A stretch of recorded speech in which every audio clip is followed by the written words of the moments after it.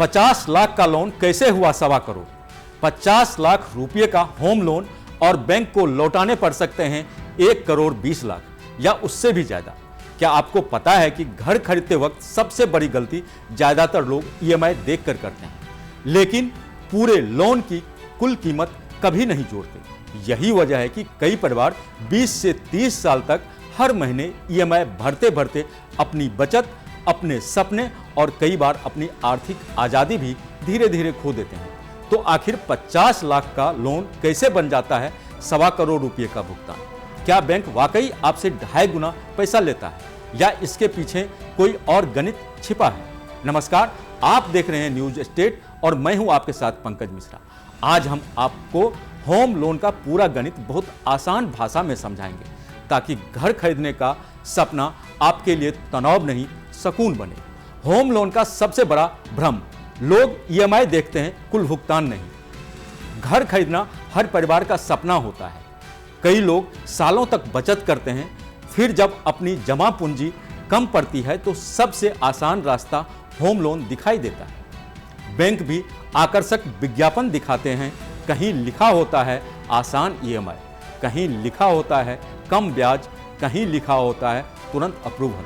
ऐसे में सबसे पहले ग्राहक की नज़र ईएमआई पर जाती है। अगर ईएमआई उसकी मासिक आय के हिसाब से ठीक लगती है तो वह बिना ज़्यादा हिसाब लगाए लोन ले लेता है। लेकिन असली कहानी यहीं से शुरू होती है, क्योंकि ईएमआई केवल हर महीने चुकाई जाने वाली किस्त है, यह पूरी लागत नहीं बताती।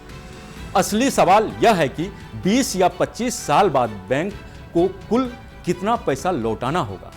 यही वह सवाल है जिसे ज्यादातर लोग नजरअंदाज कर देते हैं। मान लीजिए आपने 50 लाख रुपए का होम लोन लिया।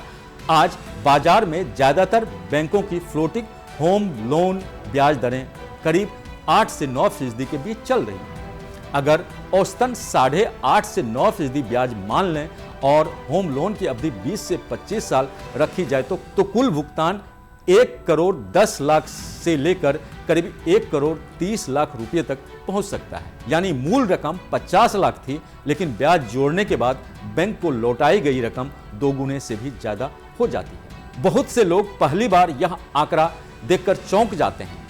उन्हें लगता है कि बैंक ने अतिरिक्त पैसा ले लिया, जबकि सच यह है कि यह पूरा गणित समय और ब्याज का होता है। बैंक हर महीने बकाया मूलधन पर ब्याज जोड़ता है। शुरुआत के वर्षों में आपकी ईएमआई का बड़ा हिस्सा ब्याज चुकाने में चला जाता है और मूलधन बहुत धीरे धीरे कम होता है। यही वजह है कि शुरुआती 5 से 7 साल तक लाखों रुपया ईएमआई देने के बावजूद लोन का बड़ा हिस्सा बाकी रह जाता है। इसलिए लोन लेते समय केवल ईएमआई नहीं बल्कि टोटल कॉस्ट ऑफ लोन यानी पूरे कार्यकाल में होने वाले कुल भुगतान को समझना बेहद जरूरी है। अगर आपने यह गणित समझ लिया तो आप अपने बजट के अनुसार ही फैसला ले पाएंगे और भविष्य में आर्थिक दबाव से भी बच सकेंगे। आखिर 50 लाख का लोन 1.25 करोड़ कैसे बन जाता है? अब सवाल उठता है कि आखिर ऐसा कैसे होता है? क्या बैंक कोई अतिरिक्त शुल्क जोड़ देता है? क्या कोई छिपा हुआ चार्ज होता है या फिर यह सिर्फ ब्याज का असर है? जवाब, मुख्य कारण ब्याज और समय दोनों है। इसे आसान उदाहरण से समझिए।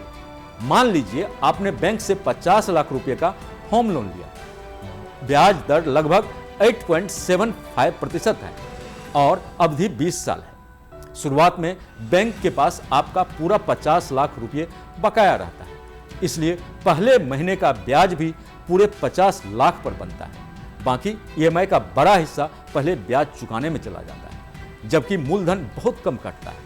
अगले महीने में भी लगभग वही स्थिति रहती है। धीरे धीरे मूलधन कम होता है, इसलिए ब्याज भी कम होने लगता है, लेकिन यह प्रक्रिया काफी लंबी होती है। इसी वजह से शुरुआती वर्षों में ऐसा लगता है कि ईएमआई भरने के बावजूद लोन कम नहीं हो रहा है। यही वह कारण है जिसकी वजह से कई वित्तीय सलाहकार कहते हैं कि अगर आपके पास अतिरिक्त पैसा आए, जैसे बोनस, इंसेंटिव या किसी निवेश का लाभ, तो उसका कुछ हिस्सा होम लोन प्रीपेमेंट में लगाना समझदारी हो सकती है। इससे धीरे धीरे मूलधन कम होता है और आने वाले वर्षों का ब्याज भी घट जाता है।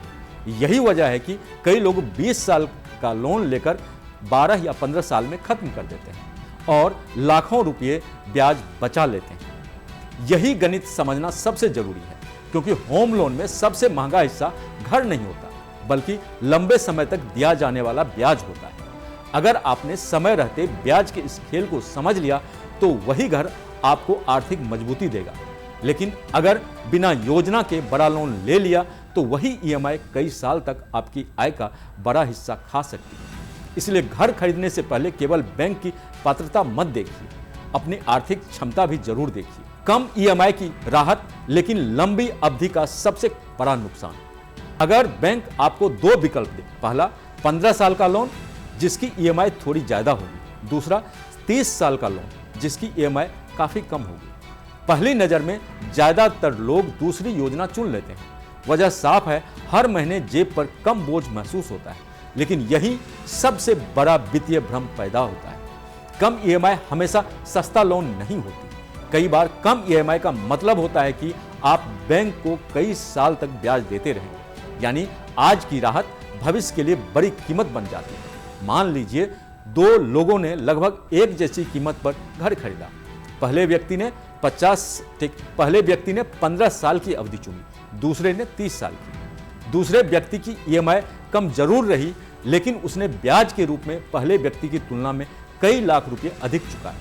यही कारण है कि वित्तीय विशेषज्ञ हमेशा कहते हैं कि ईएमआई ऐसी होनी चाहिए जिसे आप आराम से चुका सकें, लेकिन केवल ईएमआई कम करने के लिए लोन की अवधि बहुत ज्यादा बढ़ाना समझदारी नहीं है। अगर आपकी आय बढ़ती है, वेतन में इजाफा होता है या व्यवसाय अच्छा चलता है तो कोशिश करें कि ईएमआई बढ़ाएं या समय समय पर प्रीपेमेंट करें। इससे ब्याज का बोझ तेजी से घटता है। याद रखिए, बैंक के लिए लंबी अवधि का लोन अधिक लाभदायक होता है, क्योंकि उसे लंबे समय तक ब्याज मिलता रहता है। वहीं ग्राहक के लिए छोटी अवधि का लोन अक्सर कुल लागत कम करने का बेहतर विकल्प बन सकता है। इसलिए घर खरीदने का फैसला केवल इस आधार पर न लें कि ईएमआई कितनी कम बन रही है, यह भी देखें कि आखिर पूरी अवधि में आपकी जेब से कुल कितना पैसा निकलने वाला है। यही गणित आपकी आर्थिक सेहत को तय करेगा। होम लोन सिर्फ जेब नहीं, आपकी पूरी जिंदगी का बजट बदल देता है। होम लोन का असर केवल बैंक खाते तक सीमित नहीं रहता, इसका प्रभाव आपकी पूरी जीवन शैली पर पड़ता है। जब हर महीने आय का बड़ा हिस्सा ईएमआई में चला जाता है तो सबसे पहले वैकल्पिक खर्च कम होने लगते हैं। परिवार की छुट्टियां टल जाती हैं, नई कार खरीदने का फैसला आगे बढ़ जाता है, बच्चों की हॉबी, क्लास या अतिरिक्त गतिविधियों पर दोबारा सोचना पड़ता है। कई बार परिवार बाहर खाना कम कर देते हैं, कुछ लोग अपनी पसंद की चीजें खरीदना बंद कर देते हैं। धीरे धीरे यह सिर्फ खर्चों की कटौती में नहीं रहती, बल्कि जीवन शैली का हिस्सा बन जाती है। इससे भी बड़ा असर निवेश पर पड़ता है। कई लोग एसआईपी बंद कर देते हैं, म्यूचुअल फंड में निवेश रोक देते हैं, रिटायरमेंट प्लानिंग पीछे छूट जाती है। कुछ लोग इमरजेंसी फंड भी नहीं बना पाते। इसका नुकसान तुरंत नहीं दिखता, लेकिन 10 या 15 साल बाद महसूस होता है, क्योंकि जितना पैसा निवेश में जाना चाहिए था वह ब्याज के रूप में बैंक के पास चला गया। यही अपॉर्चुनिटी कॉस्ट है, यानी वह अवसर जो आपने खो दिया। अगर वही पैसा नियमित निवेश में जाता तो संभव है कि वह भविष्य में बड़ा फंड बन जाता। इसलिए घर खरीदते समय केवल यह मत सोचिए कि ईएमआई भर लेंगे, यह भी सोचिए कि ईएमआई भरने के बाद क्या आपके पास बचत, निवेश, बीमा, बच्चों की पढ़ाई और बुजुर्ग माता पिता की जरूरत के लिए पर्याप्त पैसा बचेगा। अगर जवाब नहीं है तो हो सकता है कि आपने अपनी क्षमता से बड़ा लोन चुन लिया हो। एक समझदार खरीदार वही है जो घर भी खरीदता है और अपनी वित्तीय आजादी भी बरकरार रखता है। नौकरी गई, आय घटी या मेडिकल इमरजेंसी आई, तब क्या होगा? जिंदगी हमेशा एक जैसी नहीं चलती। आज नौकरी है, कल प्रमोशन भी मिल सकता है, लेकिन यह भी सच है कि कभी नौकरी जा सकती है, कारोबार धीमा पड़ सकता है या अचानक मेडिकल इमरजेंसी सामने आ सकती है। ऐसे समय में सबसे बड़ी चिंता ईएमआई की होती है। बैंक हर महीने आपकी किस्त समय पर चाहता है। उसे इस बात से फर्क नहीं पड़ता कि आपकी नौकरी चली गई है या कारोबार में घाटा हुआ है। अगर लगातार किस्तें नहीं भर पाएं तो पेनल्टी लगा सकती है, क्रेडिट स्कोर खराब हो सकता है। लंबे समय तक भुगतान न होने पर कानूनी प्रक्रिया भी शुरू हो सकती है। इसलिए वित्तीय योजनाकार हमेशा सलाह देते हैं कि होम लोन लेने से पहले कम से कम 6 से 12 महीने की ईएमआई और जरूरी घरेलू खर्च के बराबर इमरजेंसी फंड तैयार रखें। इसके साथ ही पर्याप्त हेल्थ इंश्योरेंस और टर्म इंश्योरेंस भी जरूरी है। अगर परिवार में कमाने वाला एक ही सदस्य है तो यह और भी महत्वपूर्ण हो जाता है। कई लोग बैंक से जितना अधिक लोन मिल सकता है उतना ले लेते हैं, लेकिन बैंक आपकी आय देखता है, आपकी भविष्य की अनिश्चितताओं को नहीं। इसलिए अंतिम फैसला आपका होना चाहिए। अगर ईएमआई आपकी मासिक आय से लगभग 30 से 35% के भीतर रहती है तो आमतौर पर वित्तीय संतुलन बनाए रखना आसान होता है। लेकिन यदि ईएमआई 50% या उससे अधिक पहुंच जाए तो छोटी सी आर्थिक परेशानी भी परिवार का बजट बिगाड़ सकती है। इसलिए होम लोन लेने से पहले खुद से एक सवाल जरूर पूछिए। अगर अगले 6 महीने आय कम हो गई तो क्या मैं बिना तनाव के ईएमआई भर पाऊंगा? अगर जवाब हाँ है तभी आपका फैसला वास्तव में सुरक्षित माना जा सकता है। फ्लोटिंग या फिक्स्ड, किस होम लोन में है फायदा? प्रीपेमेंट कैसे बचा सकता है लाखों रुपए? अब बात करते हैं उस सवाल की जो लगभग हर होम लोन लेने वाले के मन में आता है। फिक्स्ड ब्याज दर चुने या फ्लोटिंग ब्याज दर, दोनों के अपने फायदे और नुकसान हैं। फिक्स्ड रेट में आपकी ब्याज दर एक तय समय सीमा तक स्थिर रहती है। इससे ईएमआई में अचानक बड़ा बदलाव नहीं आता और बजट बनाना आसान होता है। लेकिन अगर भविष्य में बाजार में ब्याज दरें कम हो जाए तो इसका फायदा तुरंत नहीं मिलता। दूसरी ओर फ्लोटिंग रेट सीधे बाजार और बैंक की नीतियों से जुड़ा होता है। जब रिजर्व बैंक रेपो रेट घटाता है और बैंक उसका लाभ ग्राहकों तक पहुंचाते हैं तो ब्याज कम हो सकता है, लेकिन अगर दरें बढ़ती है तो ईएमआई या लोन की अवधि भी बढ़ सकती है। इसलिए लोन लेते समय केवल वर्तमान ब्याज दर नहीं बल्कि उसकी शर्तें भी ध्यान से पढ़नी चाहिए। यह भी समझना जरूरी है कि ब्याज में आधा या 1% का अंतर भी लंबे समय में लाखों रुपये का फर्क पैदा कर सकता है। इसलिए अलग अलग बैंकों के ऑफर की तुलना करना हमेशा समझदारी होती है। अब बात प्री पेमेंट की। मान लीजिए आपको बोनस मिला, कोई निवेश मैच्योर हुआ या कारोबार से अतिरिक्त आमदनी हुई। ऐसे में पूरी रकम खर्च करने के बजाय उसका एक हिस्सा होम लोन के मूलधन में जमा करा दें।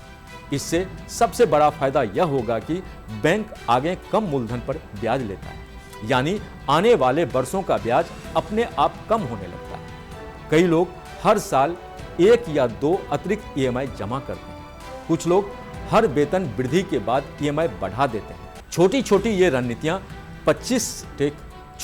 ये रणनीतियां 20-25 साल का लोन 12-15 साल में खत्म करा सकती है और लाखों रुपये का ब्याज बचा सकती है। ध्यान रखें, घर खरीदना अच्छी बात है, लेकिन ब्याज कम कर घर को जल्दी अपना बनाना उससे भी ज्यादा समझदारी है। सिर्फ घर नहीं, भविष्य भी खरीदिए।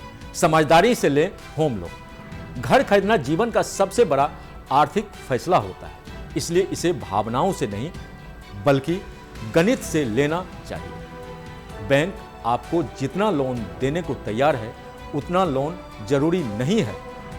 कोशिश करें कि डाउन पेमेंट ज्यादा हो ताकि लोन कम पड़े। ईएमआई आपकी मासिक आय के 30 से 35% के आसपास रहे। घर खरीदते समय केवल फ्लैट की कीमत न देखें, स्टाम्प ड्यूटी, रजिस्ट्रेशन, जीएसटी जहां लागू हो, interior, furniture, maintenance, property tax, society charge और भविष्य की मरम्मत जैसे खर्च को भी अपने बजट में शामिल करें। अगर ये सभी खर्च जोड़ दिए जाएं तो कई बार वास्तविक लागत लाखों रुपये बढ़ जाती है। इसके अलावा टैक्स बेनिफिट जरूर लें, लेकिन केवल टैक्स बचाने के लिए बड़ा लोन लेने की गलती न करें। टैक्स में मिलने वाली राहत सीमित होती है, जबकि ब्याज का बोझ कई गुना बड़ा हो सकता है। सबसे जरूरी बात यह है कि घर आपकी खुशियों का कारण बने, तनाव का नहीं। अगर ईएमआई भरने के बाद आपके पास निवेश, बच्चों की शिक्षा, मेडिकल सुरक्षा, बुजुर्गों की देखभाल और भविष्य की योजना के लिए पर्याप्त पैसा बच रहा है, तभी आपका होम लोन संतुलित माना जाएगा। लेकिन अगर हर महीने केवल ईएमआई भरने की चिंता रहती है, बचत खत्म हो गई है और भविष्य की योजनाएं रुक गई है, संकेत है कि आपने अपनी क्षमता से अधिक कर्ज ले लिया है। इसलिए होम लोन लेने से पहले एक बार जरूर बैठिए, पूरे 20 से 25 साल का हिसाब लगाइए और फिर फैसला कीजिए, क्योंकि सही फैसला केवल आज का घर नहीं देता, बल्कि आने वाले कई वर्षों की आर्थिक सुरक्षा भी तय करता है। तो अब जब भी आप या आपका कोई अपना होम लोन लेने जाए तो सिर्फ ईएमआई मत देखिए, पूरी लागत देखिए, क्योंकि कम ईएमआई हमेशा सस्ता लोन नहीं होती और बड़ा घर हमेशा बेहतर फैसला भी नहीं होता। अगर योजना सही हो तो वही होम लोन आपकी सबसे बड़ी संपत्ति बन सकता है, लेकिन अगर गलत साबित हुआ तो वही ईएमआई सालों तक आपकी कमाई का बड़ा हिस्सा खाती रहेगी। इसलिए घर खरीदिए, लेकिन अपनी आर्थिक आज़ादी मत बेचिए। अगर आपको हमारी यह रिपोर्ट पसंद आए तो वीडियो को लाइक और शेयर जरूर करें और हमारे चैनल न्यूज स्टेट को सब्सक्राइब करना ना भूलें, ताकि देश दुनिया की हर बड़ी भरोसेमंद और अपडेटेड खबर सबसे पहले आप तक पहुंचती रहे। इस खबर पर आपकी क्या राय है, हमें कमेंट करके जरूर बताएं। देखते रहें न्यूज स्टेट। नमस्कार।